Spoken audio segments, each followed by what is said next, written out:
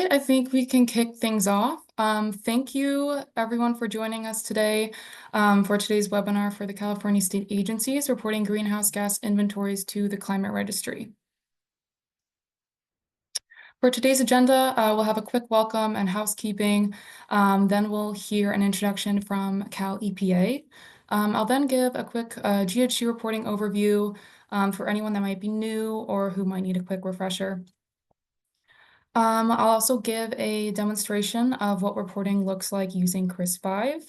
At the end, we'll go over some helpful resources and final reminders, and then we'll have a Q&A. And first, just a quick introduction for myself. My name is Lauren Cleary. I'm Sustainable Programs and Verification Associate at the Climate Registry. The Climate Registry is a nonprofit organization that works to connect, educate, and empower organizations to measure, report, and reduce their greenhouse gas emissions. We have been supporting the California state agencies for several years now, and we are looking forward to continuing to work with you all this year. Real quickly, just to go over a few housekeeping notes that I'm sure you all are no doubt familiar with by now, but just a reminder that all attendees are on mute by default. All questions will be answered during the Q&A portion at the end of the webinar. You can ask questions via the Q&A box at the bottom of the screen. And most importantly, I want to remind you all that a recording of today's webinar and a copy of the slides will be sent to all attendees in an email after today's session. All right, next I'd love to hand it over to Ryan Radford for an update from Cal EPA. Thanks, Lauren. Good morning, everyone. We are soon to begin our 15th year of state agency greenhouse gas reporting under Executive Order B1812. And I'd just like to first mention that the Climate Registry has been a long-standing partner of Cal EPA. The Climate Registry was actually created by Cal EPA and State Senator Byron Scher back in 2001 as a public benefit nonprofit. State agencies began reporting to the Climate Registry back in 2003, so that was 22 years ago. And we have now been leading the world's most successful subnational greenhouse gas reporting program. So I just want to congratulate the Climate Registry on helping us achieve that goal. And I want to honor all of the state agency greenhouse gas reporters for being world leaders in climate change and greenhouse gas reporting, as we are all leaders in subnational government greenhouse gas reporting worldwide. From 2010 to 2023, so far we've achieved a 37% reduction in greenhouse gas emissions, which is also world leading. So I want to take a minute to congratulate the Climate Registry on their leadership, as well as all the state agencies for their leadership in climate change and greenhouse gas reporting. It's quite outstanding and astonishing that we've been able to do this for so long without any interruptions. Not a lot of other subnational governments have this level of detail that we have, and that's why we are all world leaders. So thank you very much to the Climate Registry, and big special thanks to each one of you for your continued excellence in greenhouse gas reporting. Thank you so much. Thank you so much, Ryan. Yeah, I just want to echo what you said. The outstanding progress that has been made. We're really happy to have this partnership with you and to continue to see all the progress that is being made by the state agencies since 2010. And just to note, Ryan's contact information is listed on the screen here, and it'll also be at the end of today's webinar. But for now, let's move into a greenhouse gas reporting refresher. All right, so carbon footprinting is defined as the total amount of greenhouse gases that are emitted into the atmosphere each year by an organization or company, either directly or indirectly. These greenhouse gases are CO2, CH4, N2O, HFCs, PFCs, SF6, and NF3. So some or all of these greenhouse gases may be present in your inventory. However, the California state agencies on this call today, you are only responsible for reporting the first three that are highlighted in blue. So it's carbon dioxide, methane, and nitrous oxide. And before we continue, I just want to highlight, again, the great progress that the California state agencies have made to date since 2010. The graph on the screen here depicts the total emissions statewide across all agencies. And this has resulted in a 37% reduction since 2010. So thank you all for not only reporting your inventories, but also for taking the steps to reduce your emissions as well. In carbon footprinting, you'll hear the term scopes thrown around a lot. So scopes refer to the different categories used to classify and track greenhouse gas emissions based on where and how they occur. Emissions are broken down into three scopes to help track and manage them. So scope one is going to be your direct emissions from either company-owned facilities or vehicles. These emissions you have control over. So examples include company vehicles combusting gasoline or diesel, factories and on-site equipment like boilers, furnaces, or emergency generators. Scope 2 emissions are going to be your indirect emissions from the energy that you are purchasing. These are not directly emitted by your company, but they come from the energy that you buy. For example, electricity, steam, heating, and cooling bought from utilities are classified as Scope 2 emissions. For Scope 2, you don't control how it's produced, but you're indirectly responsible for these emissions because you are using these services. And Scope 3 is going to be all other indirect emissions that happen throughout your supply chain. So these are harder to track. They can make up a large portion of an organization's inventory. Examples include employee business travel and commuting, or waste disposal, purchased goods and services. California state agencies, you are not required to report Scope 3 emissions. You are only required to report Scope 1 and 2. So how GHGs are calculated. So when you enter activity data into Chris, the calculation on the screen here is what Chris is doing behind the scenes. So greenhouse gas emissions are calculated by multiplying a specific quantity of activity data by the appropriate emission factor. Then to convert the greenhouse gas emissions into carbon dioxide equivalents, those greenhouse gas emissions are then multiplied by the global warming potential of that gas. So the equation is going to be the activity data multiplied by the emission factor multiplied by the global warming potential, and that will give you the carbon dioxide equivalent. A few quick definitions just of the terms listed here on the screen. So activity data is coming from the activity or operation that causes the greenhouse gas emissions. Activity data can be measured in a few different ways depending on the source, such as how much fuel is used or how far vehicles travel, how much energy is consumed. An emission factor is going to be a value that estimates the amount of greenhouse gas emissions produced per unit of activity. So in the calculations, the emission factor is what converts activity data into greenhouse gas emissions. For example, how many metric tons of methane are emitted per kilowatt hour of electricity consumed. And we do publish emission factors. We have a document titled TCR's Default Emission Factors that is available on our website for you to download. Additionally, just to define a few more terms for you, global warming potential is going to be the number that tells you how much heat a greenhouse gas traps in the atmosphere over a specific period of time, 100 years, when compared to CO2. So different gases cause different levels of warming. For example, the GWP for methane is 28, so it causes a warming at a rate 28 times that of carbon dioxide. And the most recent set of global warming potentials can be found in the IPCC 6 assessment report, or AR6. And lastly, carbon dioxide equivalent, or CO2e for the abbreviation, is the universal unit for comparing emissions of different greenhouse gases. It's expressed in terms of 1 unit of CO2.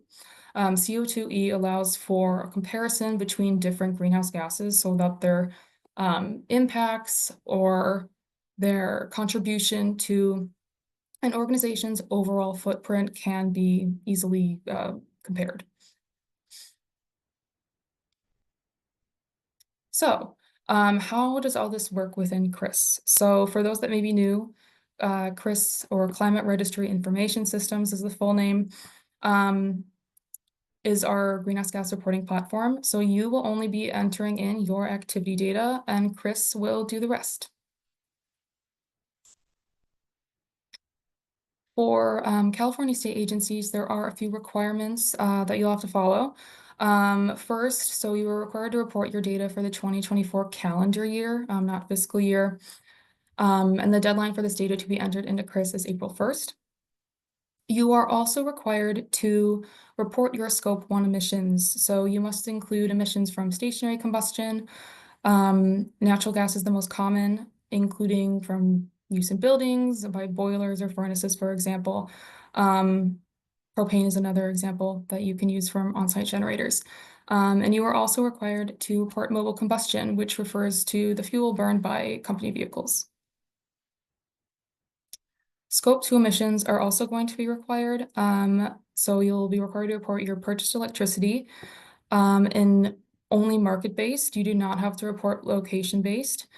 Purchased heating, purchased steam or cooling are optional. If you do have those, you can report them, but it is not required. And the same goes for Scope 3. It is optional. And just a reminder, please do not report emissions from any buildings that are owned by DGS. This is to avoid double counting since DGS is going to be including those facilities in their own inventory.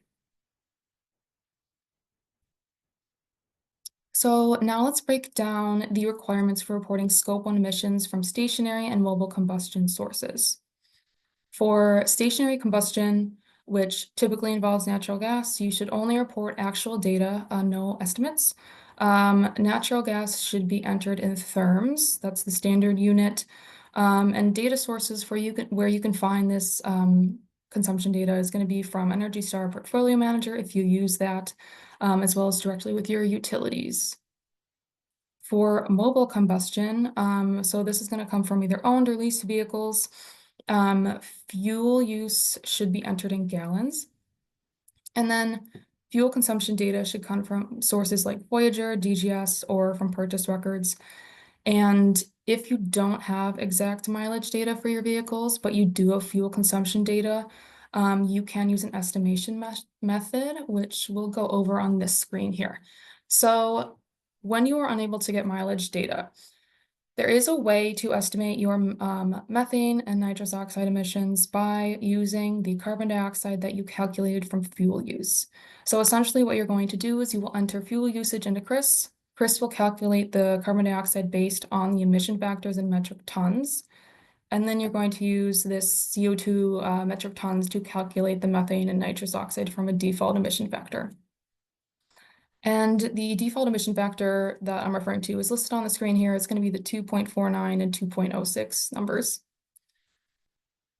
So just to go through a quick example here. So if I reported 1,000 gallons of gasoline, it would be multiplied by 8.78 kilograms of CO2, and I'd get 8.78 metric tons of CO2. And so I'd enter that into CRIS, and that's the calculation it would do. Then in an offline calculator, you can plug in these numbers at the bottom here. You'd multiply the metric tons of CO2 by the two emission factors, and you would get your metric tons of methane and nitrous oxide. And you can then enter this data, the numbers in bold here, for CH4 and N2O into CRIS as pre-calculated data. And this estimation method is described further in the general reporting protocol, which is available on our website or in the TCR member portal, which I'll talk about a little bit later. So moving on to Scope 2 emissions. So Scope 2 emissions are indirect emissions from the energy that you purchase. Again, they're not directly emitted by your company, but they come from the energy that you buy.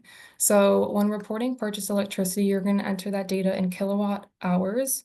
And data sources, again, are going to be Energy Star Portfolio Manager and utilities as well. There are two options when entering this data into CRIS that you'll see. One is location-based and one is market-based. So The location-based method uses the average emissions from the regional grid where your electricity is consumed. It reflects the general mix of energy sources like coal or natural gas in that region. On the other hand, market-based, that method is going to account for emissions from the specific electricity that you purchase. Market-based also takes into account the specific contracts a company purchases, like RECs or power purchase agreements. So it does reflect low or zero carbon renewable energy procurement, while location-based does not. So this is why you are only required to report market-based emissions. You do not need to report location-based. And there are two different estimation methods for calculating your Scope 2 emissions. These methods are going to be applicable to you if you have a leased office or for whatever reason you're unable to get building electricity consumption data from your landlord. The first method listed here is the area method. Out of these two, the area method is going to be more accurate for estimating your electricity consumption. It does require more inputs from your end. So you'll need to have your organization's area of your leased space, the building area, total building electricity use, and the occupancy rate. If you don't have the occupancy rate, there is a way to use a default value, but please send us an email at the help desk, which is help@theclimateregistry.org, if you are having issues and you need to know more information about the occupancy rate. Essentially, once you have these four pieces of data, you'll enter that into the equation and it'll give you your electricity use in kilowatt hours. The second method here is the average intensity method. You'll need to have your lease space and also the annual electricity intensity for this equation. And before going to the next slide, both of these are also further explained in the general reporting protocol. For the electricity intensity that's used in that second method, there is a table that we provide where you can get that value. The table is provided in the TCR default emission factors document, which again is available on our website. So most of you will be using this office electricity intensity of 13.6 kilowatt hours per square feet. If you do happen to have any of these other building categories that are listed here, just be sure to use the corresponding electricity intensity when using the average intensity method.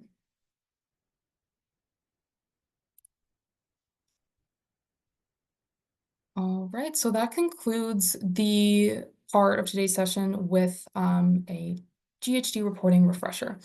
For the next part, I'll go into a demo of CRIS. And for the CRIS demo, we'll go over logging into CRIS, creating a new emissions year, the inventory overview page. I'll show you that as well. That's going to be the main page where you'll input all your information into CRIS. We'll go through editing facility information. I'll give a few examples of data and entering that into CRIS.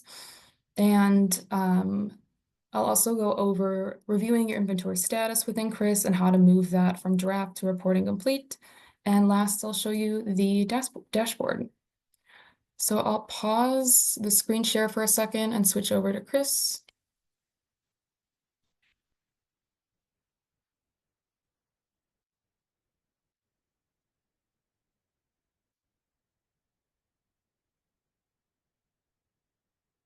Okay, so now we are in CRIS 5. So this is the landing page for CRIS. This is the main page where you're going to enter in organization information and information about your inventory. A few things to note here. On the left is a navigation menu bar. I want to point out that you will have the dashboard. I'll go over that later. The language is where you can change the language if you would like, and it'll translate everything within CRIS. You will not have this admin section. That's just available for TCR staff. And you will have everything under this information section except for the water energy manager. That's just a specific setting for this specific test entity that I'm doing this demo from. But you will have the inventory overview, which is this current page that we're on. You will have the report emissions page, which is where you will enter in your numbers and you will create facilities. Documents, this may not be entirely relevant to a lot of you unless you're going through third-party verification. But if you did have supplemental documentation, renewable energy certificates, or any sort of calculation, spreadsheet, any sort of supporting document that you want to have as a part of your inventory, you can upload that here. And inventory status, I'll click into this. So this is where you can submit your inventory once you are done entering in all your data. So you'll just hit next and this will load and the status will then say reporting complete here where it says draft now. And this checklist at the bottom here is just a checklist to see everything that you've input so far and just a good progress point to see where you are in the process of building your inventory. But I'll go back to the inventory overview page since this is the main landing page. So you will also see there is this gear icon at the top. So actually first, I'll just point out, so the entity listed here is going to be your organization name, and this is going to be the reporting year that you are viewing the inventory. So if you would like to change the emissions year, you'll just click that gear icon and then select the new reporting year from the drop-down, and then just click Save. If you would like to create a new emissions year, so like for 2024, you'll hit Create New Emissions Year, and it should automatically populate. So you'll just need to click Create New Year and it'll save, and then you'll be able to select that from the drop-down that I just showed you. But I'm not going to do that for this one right now. And just one other thing to note about this landing page is this little icon here is if you would like to sign out. All right, going into some of these cards here. So you'll hear me refer to them as cards. All I mean by that is this is the organization information card, this box here, GHG reduction goals card, that's here. So if you would like to go into any of these and edit the information, you'll click edit. So you should provide an organization description here.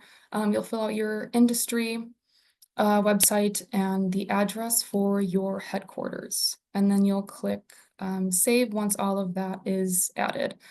And one thing or tip about Chris, if you saw that little green box in the lower right corner of the screen, after you hit save on any page, that just is telling you that it saved successfully and you're good to go. If for any reason you get a red box, it'll say error. That is usually just because one of these fields wasn't filled out. And then just make sure that you fill that in and then click save. So the organization information card, you should fill out. The other cards that are listed here, though, really are only applicable if you are going through third-party verification.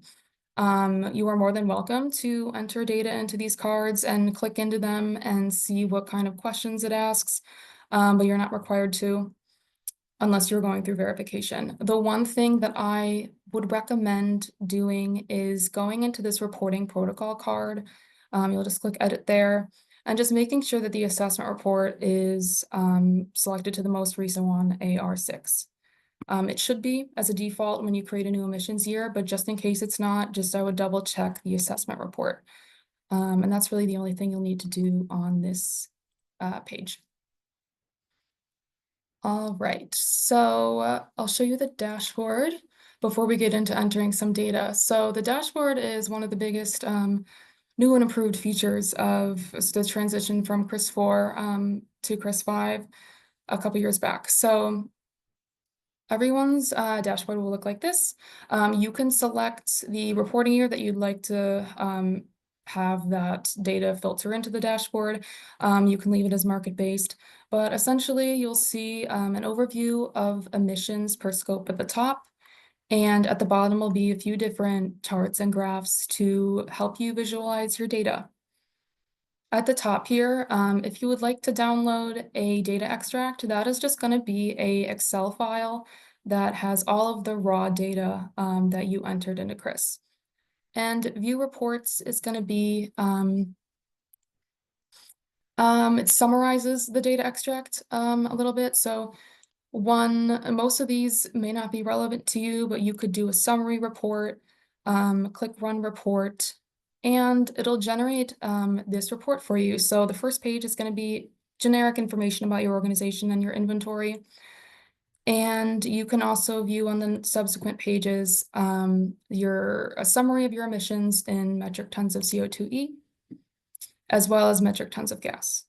And you can download this by PDF, Excel, Word, whatever type of file that you like. All right, now I'm going to go into creating a facility and entering data into CRIS. So this is the report emission page where you will do that from.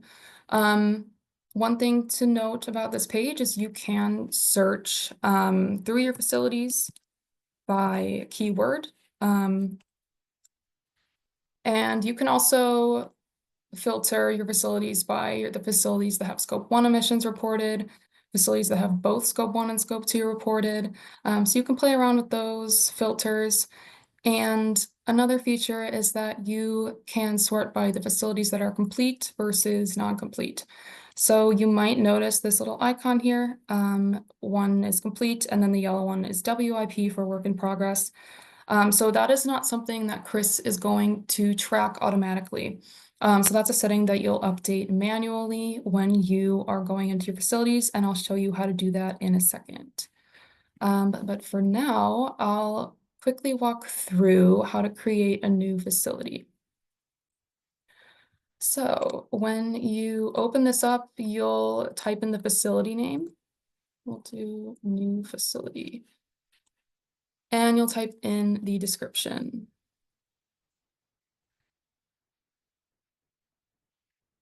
We'll select the facility as under my control, and we'll leave equity share at 100%. For operating status, I believe most will be operating full year. If any of these do apply to you, you can select those.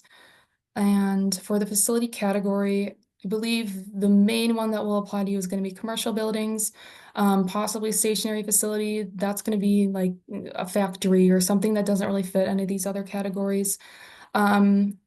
As well as possibly ground-based vehicle fleet. So we'll select commercial buildings for this one.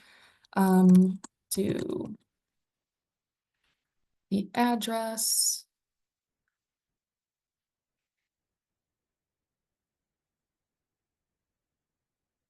Select the bottom here, United States. To California.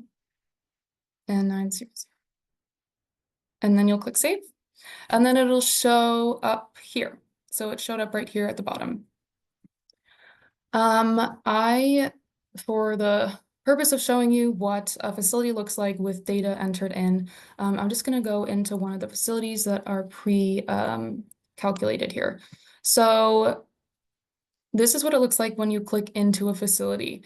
It will show the facility title, the address, the description, if you entered one at the top. If you would like to edit the facility information, you'll just click that box there and it'll take you back to this page that we were just on. This is going to be the checkbox where you can change your facility from work in progress to complete. So if we go back out here, this Michigan offices is now work in progress. And then we'll just leave that selected so it's marked as complete. Moving down the page here, this emissions overview is just giving you an overview of all of the emissions that you have input into this facility specifically. There's nothing you need to do here. It's not interactive. It's just going to give you an overview of that data. And moving down the page to facility emissions and source emissions. So those are the two ways that CRIS allows data to be entered. Facility emissions are going to be used if you are wanting to enter pre-calculated data into CRIS. So if you're wanting to not use our built-in calculator.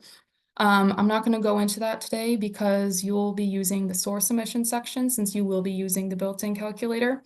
So just be sure that when you are reporting emissions, you do so below the source emission section within the facility that you're working on. And a few quick notes. If you would like to edit any data from an item that you've already entered in, you'll just click this little pencil icon. You can also delete it as well. And if you have any need to delete the full facility, it's at the bottom of each facility's information, this button down here. All right, so let's go into the stationary combustion since you will be required to report that.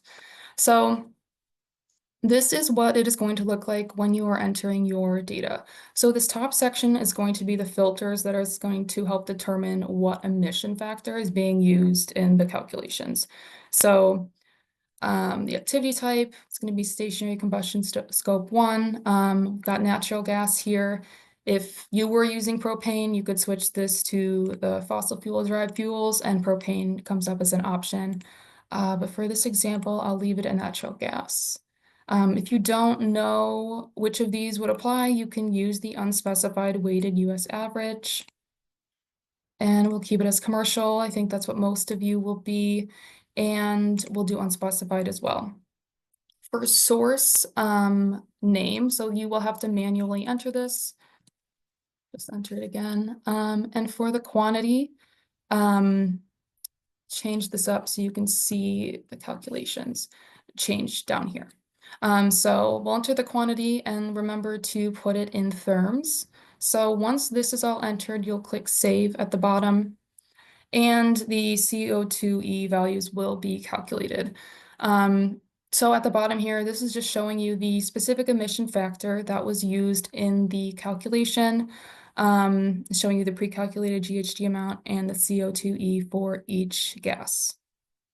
If you have any comments, you can add those here, any clarifications, but that's not required.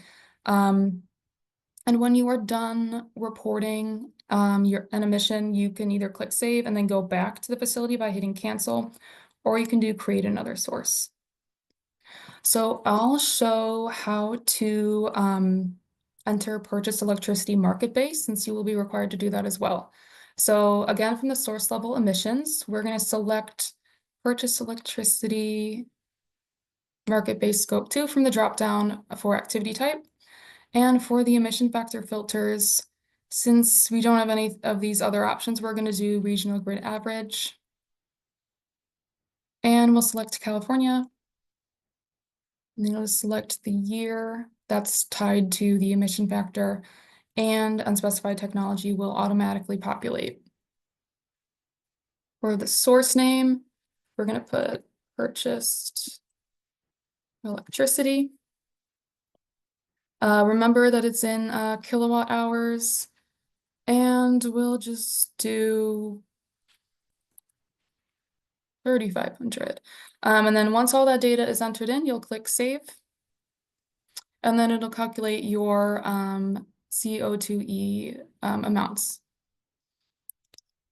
And then when we go back, you'll see that listed here. And one other calculation I wanted to show you was for mobile combustion. I have another facility that I'm going to go into that's ready to go for this. So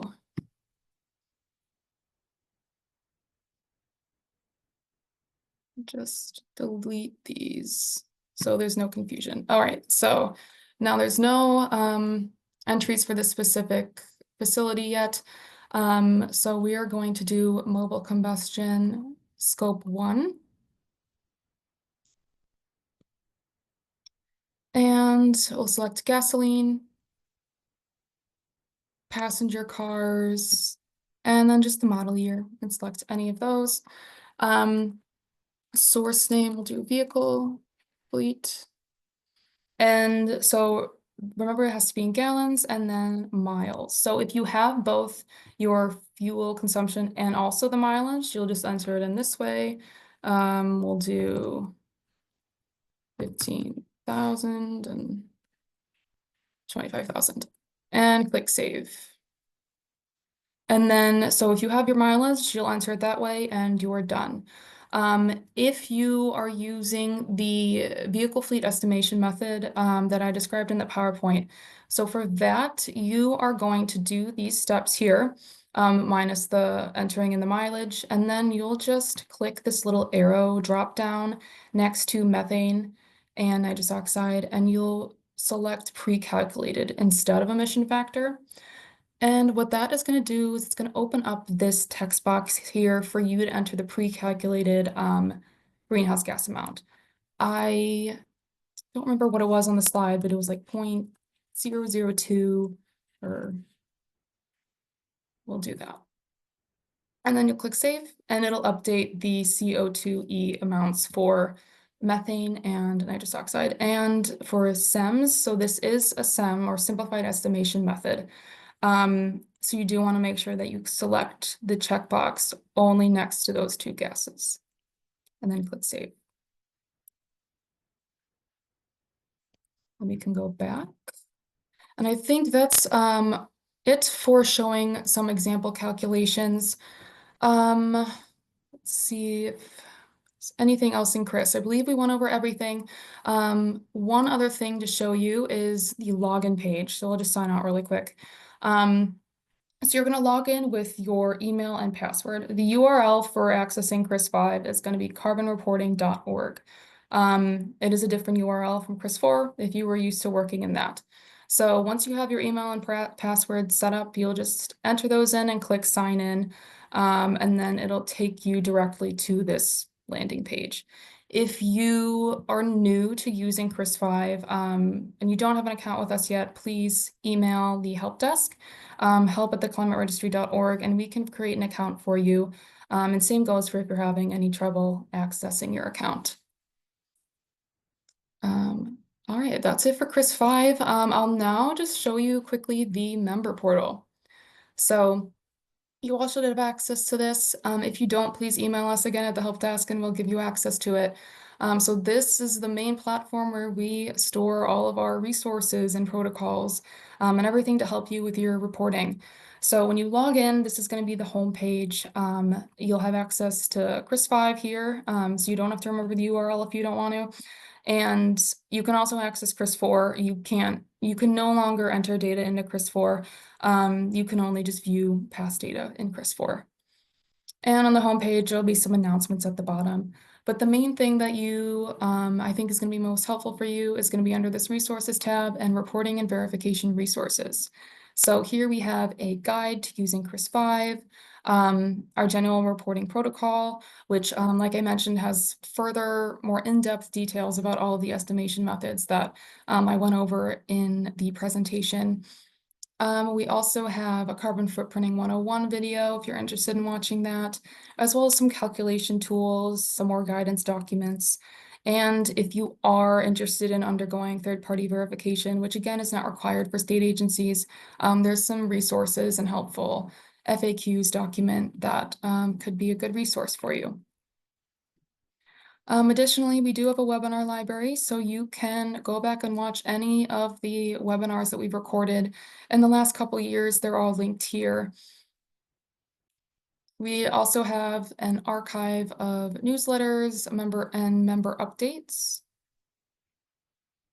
And I'll show you the events library. So when we do have new webinars that have been posted, they are going to be found here, also on the TCR website as well. And then you can find the link to register for them as well. So the first one that we have upcoming is going to be the Spring Member Town Hall on March 13th. And if you do forget any of the contact information presented today, here's some general contact information for us, the help desk, email, and phone number. And if you have any other general questions about TCR and the program, you can also email the info@theclimateregistry.org email address. All right, and if I haven't mentioned this already, if you don't have an account yet for the member portal, please reach out to us at the help desk and we can help you with that. I'm going to go back to the presentation, so I'll pause this real quick.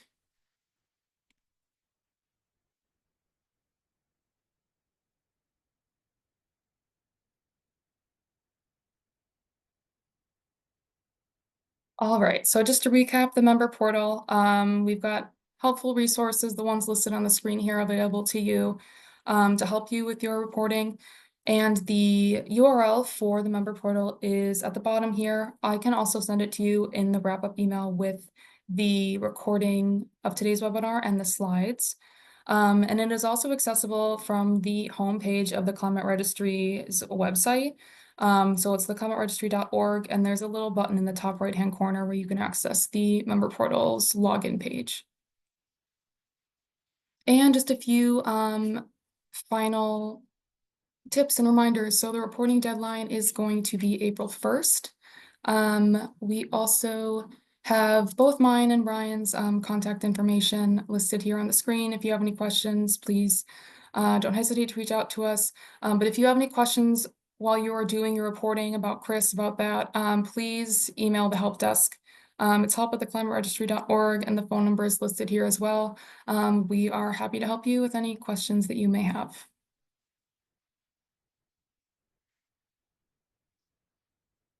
All right, and with that, I will open it up to questions. So you can enter your questions into the Q&A box at the bottom.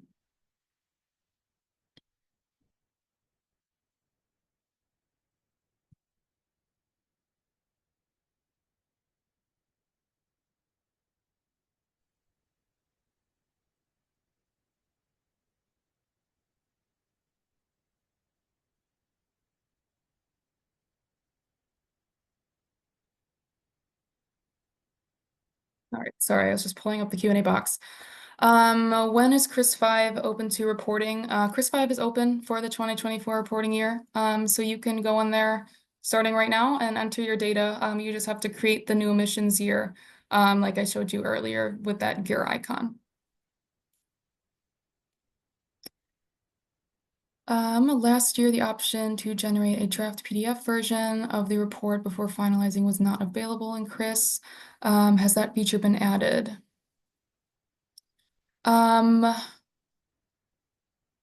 We do have the PDF version of the report available via the View Reports button. You can download that as a PDF.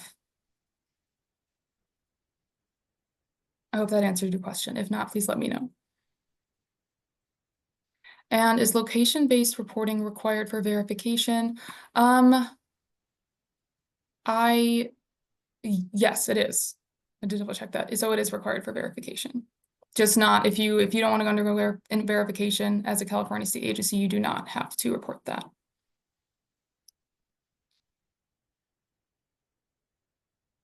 Yeah, And if, I've got a yeah, couple of questions here as well. sure. Can you show us where you got the 13.6 kWh per square foot number? Like in the default emission factors document? Yeah, the reason I ask is Sure. because we have a number of state agencies with leased facilities Mm, where the agency does not pay the utility bill. And so what they're going to have to do, and I have to do this for the Cal EPA greenhouse gas inventory, is multiply the total square feet by the kWh per square foot number to get the kWh number to insert into CRIS 5. But I'm kind of curious where the reference is because it's dropped from 17.3 to 15.9, and now it's down to 13.6. I'm just curious where that reference is. sure. I'll show you where you can find it on our website. So to download the TCR default emission factor document, I just search it here. And, oh, did I misspell something? Let's try that again. Default. Let's just do that. There we go. So you'll click on that here. To download our documents, you just have to enter your name. And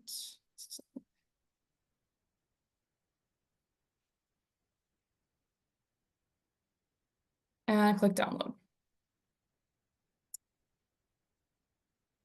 And then I was wondering if you could also show us, because a lot of state agencies do not have the mileage for mobile combustion, where you get the reference for CH4 and N2O for the simplified estimation, like, and where Oh, that sure. is. Yeah. That was oddly the first thing that came up. So this was the emission factor for CH4 and N2O. It's table 2.9 in the document, and it's derived from the US inventory of greenhouse gas emissions. This document is being updated. So it will be available for this next year in the coming weeks. It just needs to be uploaded to our website. But the new emission factors are available within CRIS. Because those Um, numbers are different from last year as well. I think last year was, yeah, I think it it was a was little different. 2.49 and 4.29 or something. So now it's 2.8 and 2.26. Yes, they did change. Okay. Um, let's see, table 3.7. So, and then this is going to be the table for the electricity intensity. So this one is from the Energy Information Administration. And I don't believe this one changed since last year. It is still 13.6. It's nice to see a steady downward trend. Hmm. I think back in maybe like 10 years ago, it was over 20. I think it was like 21 something. Then it dropped to 17.3, 15.9. So we're down to 13.6. I assume that's probably going to be revised downward at some point as the US building stock gets more energy efficient. But Yeah, it's good to see that downward trend. yeah, definitely. Let's go back here.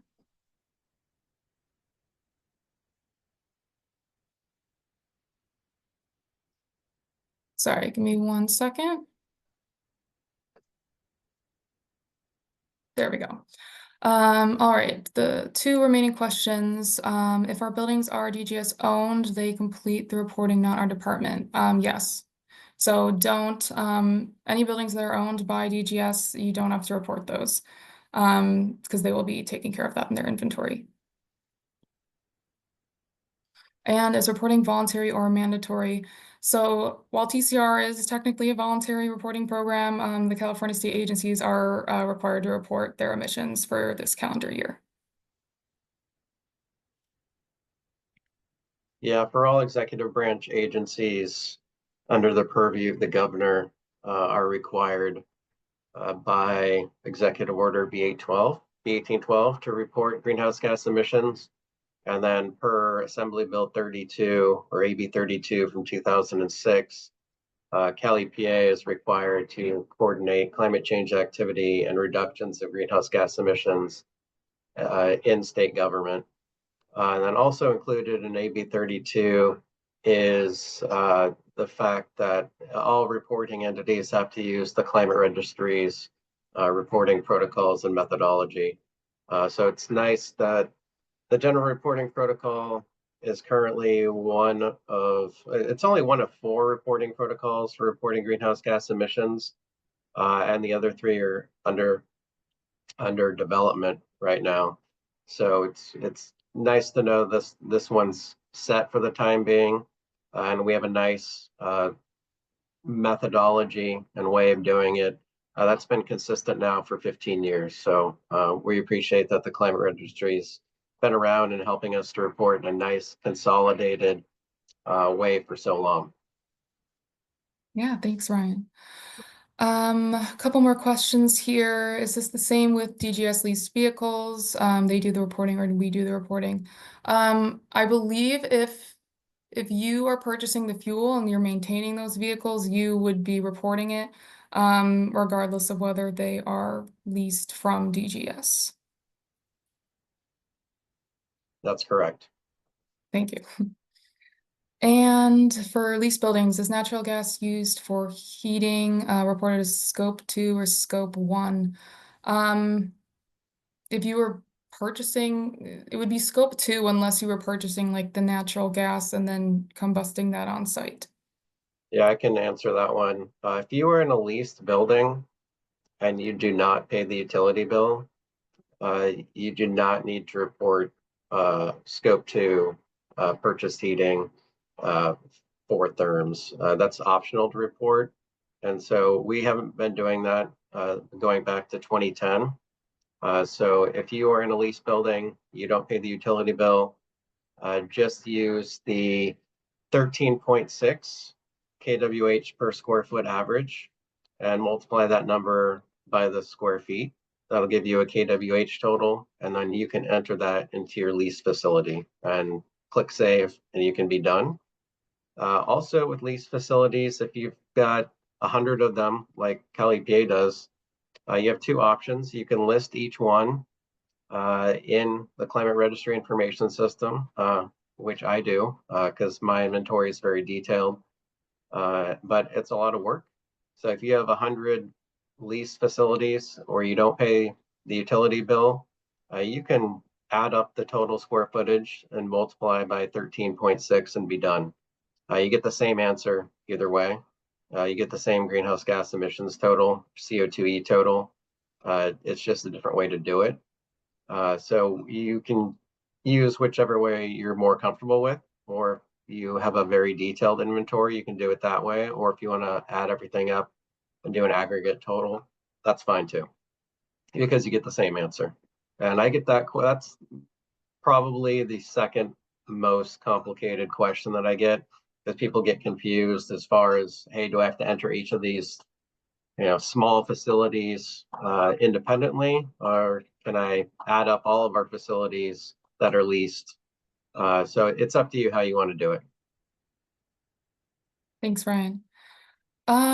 Any other questions? None have come through in a minute or so. We'll give it a few more seconds.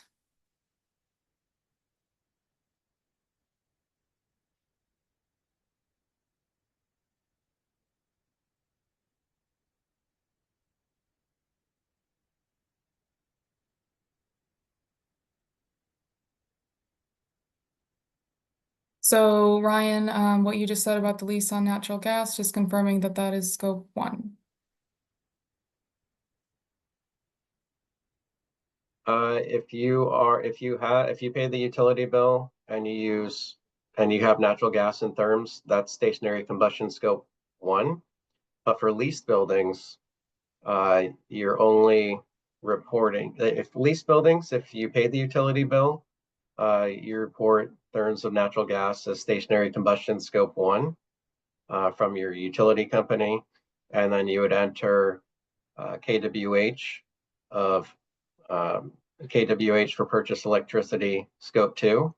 But if you are in a leased building where you do not pay the bill, you do not need to enter any natural gas information. And that would technically be purchased heating scope 2, which is optional to report. So we're just not going to do that, just to remain consistent over the past 15 years. Okay, thanks, Ryan. I think slowing down with questions, so I think we can move on here. Just one final thank you to everyone for attending today, and thank you for reporting your emissions to us, and thank you to Ryan and Cali PA as well. We will send you the recording and the slide deck for today, but after we sign off, if you think of any questions that you didn't think of now, feel free to reach out to us at the help desk. It's help@theclimateregistry.org. So again, thank you everyone, and have a great rest of your day. Thank you. Thanks, guys.